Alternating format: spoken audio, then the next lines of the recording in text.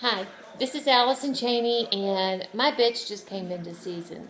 So I've got all these panties that the Velcro barely sticks anymore because it has gotten so cluttered with downy, thread, everything else that kind of looks like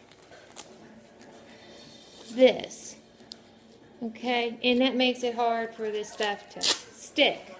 Well, anyway, I Googled on YouTube and they sell this brush at the hardware stores. It cleans files. And I've decided to share it with you guys. So, all you do is you take your panties, for those of you that have the bitches that are in season, and you lay it flat, and you go with it. And look, that one's really dirty, right? Anyway, and you just take it, and you brush it flat. Voila. And you do the other side.